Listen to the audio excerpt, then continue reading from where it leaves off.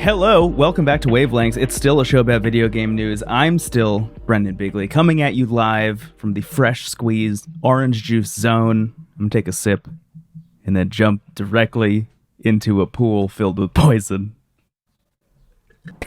Oh man, I wish I had a seatbelt. I don't even know where to begin with this story. I guess the best place to begin is that Tears of the Kingdom, the sequel to The Legend of Zelda, Breath of the Wild, which comes out in about a week and a half, 2 weeks, somewhere in that vicinity, has leaked onto the internet, is playable in emulators, is being live streamed on twitch.television currently. Like, you could go there right now, you could watch people playing Tears of the Kingdom. It's a good place to start because I think that is a news story by itself. Nintendo is a wildly litigious corporation. All of those people who are streaming that game are effectively just dumping their Twitch channels and maybe they're also their lives right into the trash by doing that. It was even just like a month ago that there was that story that the Nintendo's lawsuit against Gary Bowser, who is the person who allowed the Nintendo Switch, hacked the Nintendo Switch to allow it to run illegal copies of games and also just backups of games.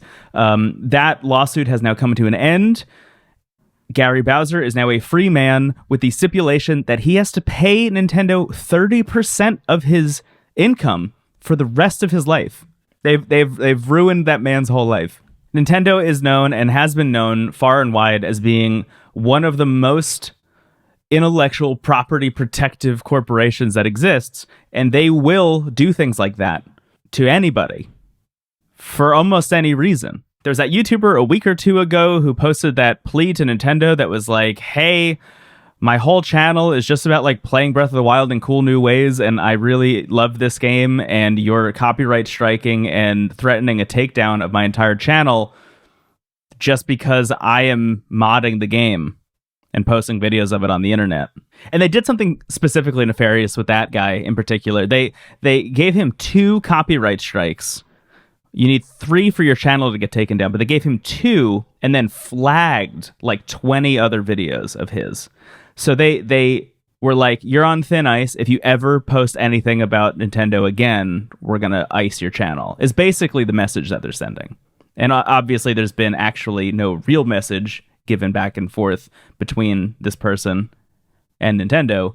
All he's received are these strikes. And he said, well, I'm just not going to play Tears of the Kingdom then. I just can't do that. That's not a way for my channel to grow anymore. I can no longer play Nintendo stuff safely on my YouTube channel without fear of my entire livelihood getting wiped out. And this is all directed at a dude who specifically was like, I love this game and I'm keeping the community of this game alive 6 years after the game came out. How many other companies? Every company dreams of that. Every company dreams of a community that is still going strong about a single player open world game that was released 6 years prior. And instead, Nintendo is like, absolutely not. Fuck this guy forever. We're going to pound him into the dirt. So this is the company we're talking about here. This is what Nintendo is all about. So back to Tears of the Kingdom. Tears of the Kingdom has leaked in full. It's apparently playable on emulators. There are Switch emulators that are floating around, and people have downloaded it and people are playing it. I personally have not looked into any of the footage of this game. I have no interest in emulating Nintendo Switch stuff, but it is undeniable that the sequel to one of what is called the quote-unquote best games ever made is one of the biggest AAA releases of the year. And that thing leaking, especially after and in the midst of a marketing cycle that is essentially shrouded in secrecy. I mean, Nintendo is giving us crumbs of information about what Tears of the Kingdom actually has going on. The fact that that game has leaked and the information therein is being released onto the internet is, I would argue, maybe the biggest news story of the year so far when it comes to games. Maybe the Activision Blizzard thing. No, I think it's this. I think this is a bigger story, at least in my opinion. All of that leads me to, wouldn't you believe it, Kotaku.com. Before we get into this, I just want to say I am not going to spoil anything about Tears of the Kingdom. I'm not going to show you anything on the screen for those of you watching and not just listen to the audio. I'm not going to show you anything on screen that will spoil Tears of the Kingdom. I'm just talking about the news. I'm just talking about some stuff that happened in the news. No specifics of the video game are to follow. So Kotaku.com published a piece called Everything We're Learning About Zelda Tears of the Kingdom from the Leaks. They continue, the entirety of The Legend of Zelda Tears of the Kingdom recently leaked online over a week ahead of the game's May 12th release date. Now some players are making their way through it and streaming their journey for all to see, while hackers comb through the game's files for more clues. As a result, we've already learned a great deal about Nintendo's most anticipated Switch game of the year. What follows that is, as Jeff Grubb described it on Twitter, essentially just like preview coverage of a video game. It is answering the questions that everybody has loudly been asking since not only Tears of the Kingdom was announced, but like around when Breath of the Wild came out and people started finishing it and said, man, I hope they make a sequel to this. And wouldn't it be cool if it had this, this, this, and this? This Kotaku piece is answering all of those questions. I won't give you the answers to any of them. I will say that one of them is like, are there dungeons in the video game? That is one of the questions that is answered in there. They're answering the kinds of questions that would be par of the course for most preview coverage of a video game, I would argue. And not only that, but they are reporting on, again, one of the biggest news stories of the year in the world of video games. This is also coming from a website that is currently blacklisted by Nintendo, which means none of their reporters are being invited out for official preview coverage. None of their reporters are receiving code for games to review ahead of time. They just don't have access to Nintendo stuff really at all. And in a world where you have absolutely no access to Nintendo stuff, that also means you are not under the guidelines that have been given to other people who have done preview coverage or the people who did hands-on reports from a couple weeks ago. They're coming at this from the perspective of, well, if we don't have any kind of embargo on information that we can discuss, and Nintendo has made it very clear that they have no interest in overturning this decision, then what's to stop us from reporting on, again, the fact that this game has leaked and is playable right now? So obviously there's been a lot of outrage pointed at Kotaku about this. There is always outrage pointed at Kotaku about everything they do. They're a pretty divisive news site, I would argue. I don't even need to argue it. I think everyone disagrees on that. There have been articles that Kotaku published that I also didn't agree with, that I don't think should have been published, but I also think it's good that an outlet like Kotaku exists to publish these kinds of stories. That said, if I recall correctly, I think the story that everybody points to when they say why Kotaku was blacklisted by Nintendo is the fact that they reported on Metroid Dread being playable via an emulator, again, before it came out officially for the Nintendo Switch. And then when it did come out on Switch, that it ran better emulated than it did on the Switch itself, at least at launch. Again, that is news. That is an interesting piece of information that is being reported on and should be reported on. This is not something that should just exist in Reddit or on a forum somewhere. This is information that I think is actually interesting and should be expounded upon in a piece of editorial like that. And in the case of this piece in particular, a lot of the response I'm seeing is like, how dare you? You're spoiling the game. No wonder you're blacklisted by Nintendo, et cetera, et cetera. I mean, first of all, you don't have to read the piece. You can not click on, it's really easy to not click on a link to something. Number two, again, the information in the piece doesn't actually really spoil anything in my eyes. As somebody who is, I would say, spoiler averse, but doesn't really care that much. Like, it's stuff that I think is actually interesting and good to know going into playing the video game. But if you are a person who doesn't like spoilers and doesn't want to know anything, then again, you don't need to read the piece. Third, I think it's actually important to report on some of the stuff that's in that piece because, again, the way Nintendo has been marketing this game is essentially just like showing us a curtain and saying like, the game's back there. You can play it eventually. And that works for some people. There are some people that saw Breath of the Wild 2 get announced and were like, yeah, I'm in. I don't need to know anything else about that game. I'm going to play the video game. And that's great. Cool for those people. That's great. They're going to have a great time. And I'm excited for them. But some people, before they spend, I was almost going to say $60, but the game is $70 now. They've increased the price for this one. For the people who are about to spend $70 on it, maybe they want to know a little bit more about what's going to be in the game before it releases. They're going to want those questions answered. And this piece does answer those questions. What we've seen in the preview coverage is like, yeah, there are Sky Islands, as we saw in the original trailer, and there are some new powers for the Sheikah Slate. A lot of the hands-on reports were like, isn't it cool that you can shoot an enemy's skull at another enemy or fuse a stake to your shield? Yeah, it is. It is cool that you can do all that stuff. But also, a lot of the preview and hands-on coverage stated that there was stuff that they saw in that hands-on experience that they weren't allowed to talk about. And when you ask yourself why they weren't allowed to talk about it and why they won't talk about it, it's because they're also in fear of being blacklisted by Nintendo. Nintendo, again, has all the power here, and they can very easily exert that power on any of the publications and any YouTube channel and any influencer that you like at any moment with no notice and no warning. I would argue it's in the best interest of everybody for this kind of reporting to exist, because being outside of Nintendo's purview allows them to answer the questions and do the reporting that other outlets can't do currently, because their hands are tied by embargoes. And the only thing those embargoes are really serving is Nintendo's marketing team. It's not serving you, or me, or the press outlets. It's all just marketing. When you're staunchly defending Nintendo here, you're defending marketing.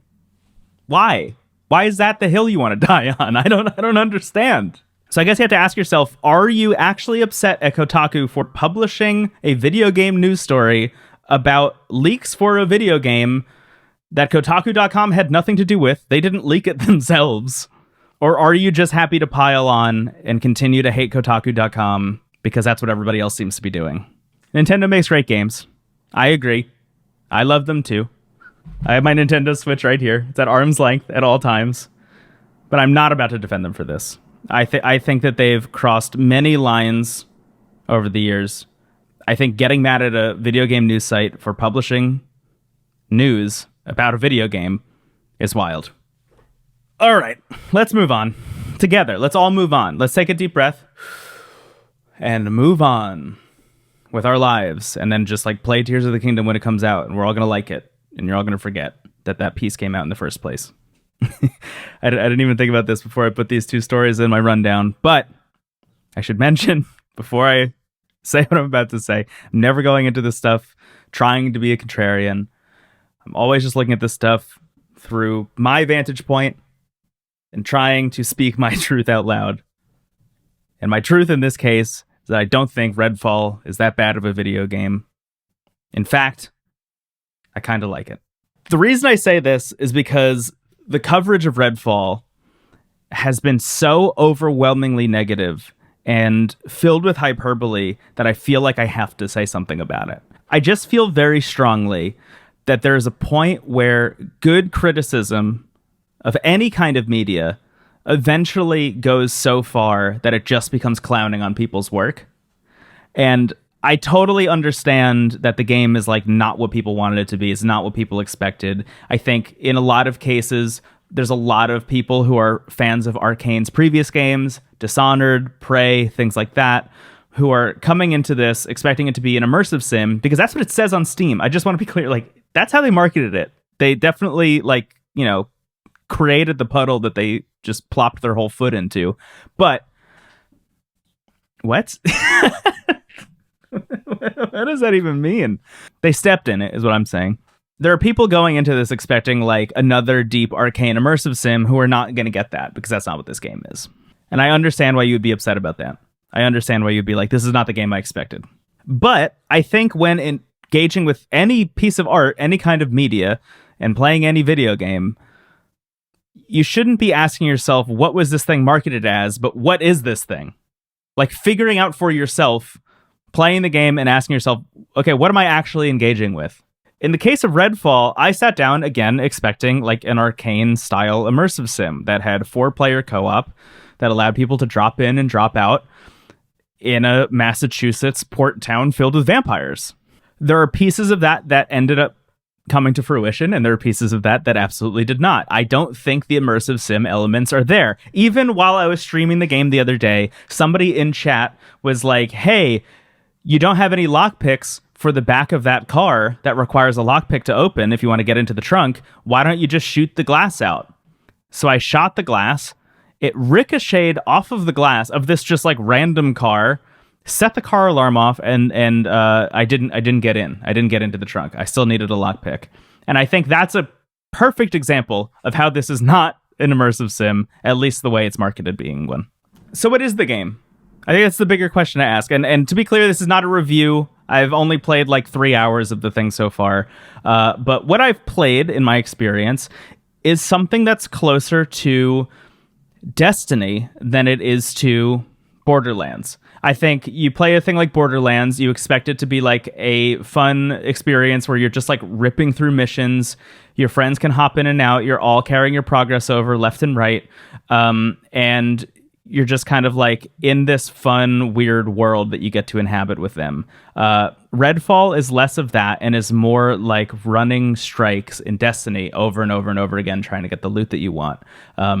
The story is like kind of non-existent as far as I can tell, although there are a lot of letters and pieces of like mail and stuff that you can read that are all over the place that I guess give more color to the world. I found that there are so many letters and there's so much to read that I found it a little bit overwhelming, so I've just chosen to kind of not engage with that. But what I am enjoying, what I have been having fun with, is the experience of just like mindlessly running around this like cool town and I don't know, blasting stuff in the face. The guns don't have any recoil.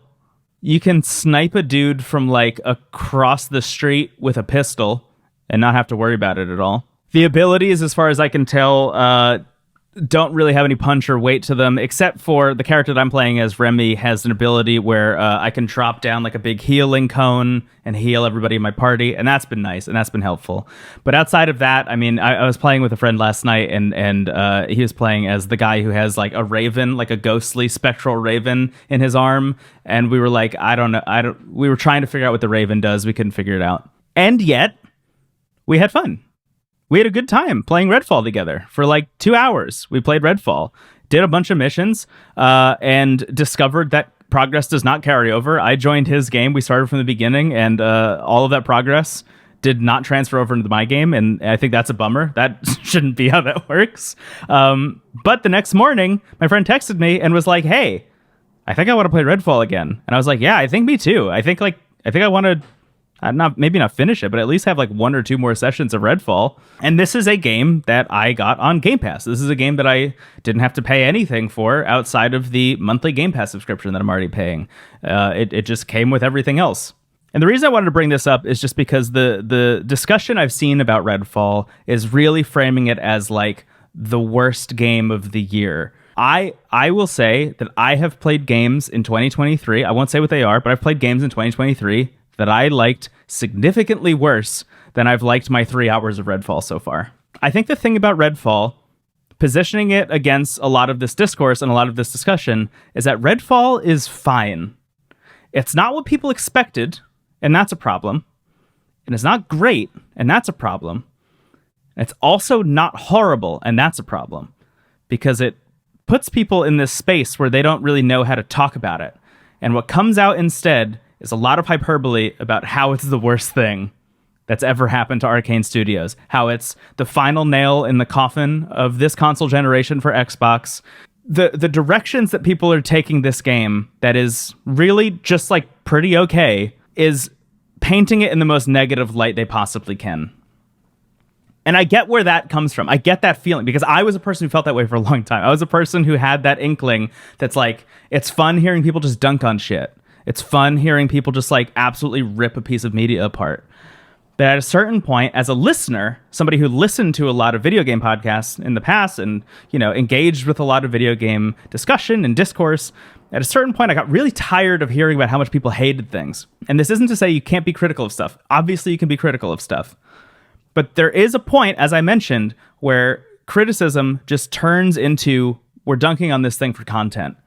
And what you're really dunking on is a lot of people's work. I would bet that we eventually hear the story about how Redfall came to be. I would bet that eventually one day there will be a report that will talk all about whether this came from before the Microsoft acquisition or after, how long it's been development, the troubled cycle of development, et cetera, et cetera. And when all of that stuff comes to light, I would bet anything that the cause of the problem will not be the hundreds of people who just tried their best to get this game over the line because their boss's boss demanded that it launch in the state that it's in at the time that it launched. I think the fact that this game even had a release date prior to this indicates mismanagement in some way, shape, or form. So I feel for the people that had to work on this game. So I'm listening to podcasts and watching videos, and it's just like 30 straight minutes of somebody dunking on Redfall. All I really feel like is this person came in with a bunch of expectations that weren't met, and that is preventing them from seeing what the game actually is, which is really just like a fun, mindless way to hang out with your friends and shoot vampires. I played the game for like an hour-ish yesterday, and that was kind of my takeaway, was like, this is fine as a single-player game, but I think it's going to be really fun with a friend. Called up a friend, played the game again for a couple hours last night, and yeah, point proven. That's exactly what it is. Like, if you have Game Pass, download Redfall, tell a friend to download Redfall, just throw out the idea that you're going to be able to carry your progress over. I'm sorry, it's not going to happen. It's a bummer. They should fix that. But you're going to have a pretty all right time. You're going to ask questions. You're going to ask a lot of questions. We were asking a lot of questions while we were playing. We spent at least 15 minutes trying to find one specific key for a door for one of the missions that I eventually just had to Google because we just couldn't find it. Things like that will happen in Redfall. Other things that will happen in Redfall is, believe it or not, you will have fun. Because the game is actually doing some interesting stuff that's worth engaging with and worth checking out. Again, if you have Game Pass. Would I recommend buying this game for $70? Probably not. Probably not right now. But if you take anything away from this, because I feel like I've been rambling about this a little bit, it's that I think there's a better way to discuss this stuff. I think it's important to point out the flaws in art, obviously. But I also think in cases like Redfall, it's worth coming at it from a different perspective. Ask yourself what the art is, not what somebody else or a marketing team tells you the art is. See if you can find the fun in it yourself. I find a helpful framing device in a lot of these situations is to look at video games the same way you'd look at other pieces of media, the way you look at movies or music or something. A movie I watched recently was John Tucker Must Die, which was a late 2000s rom-com-esque kind of teen comedy. And look, it wasn't very good. It's not a very good movie. And if you look up critics' reviews of the movie at the time, panned across the board. But I had so much fun watching it. It is very silly. It was a good watch. I would recommend that other people watch it.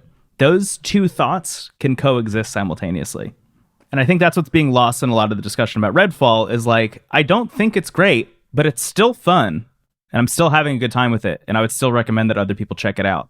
But unfortunately, because it is the big AAA Xbox release at a time when Xbox really needs a win when it comes to their big AAA Xbox releases, there's a lot more pressure on it. And I am so sorry for the team at Bethesda, who I imagine are under immense pressure to get Starfield out by this summer, because they're in for a pretty rough time. And look, you can see it already. Like, you can already feel it in the wind. The reception of Starfield is going to be bad. I don't know. This is coming from nowhere, but you could just feel it. I don't know. Maybe this is just me. I just feel it. I am excited for Starfield. I think that game is going to be at least really interesting, but I just feel like the response to it is going to be bad. And I think, there are a lot of factors there, but I think the kind of miss after miss of Xbox Studios, which, by the way, I don't even think is really true. That's kind of the narrative, but Hi-Fi Rush came out recently and people loved that game.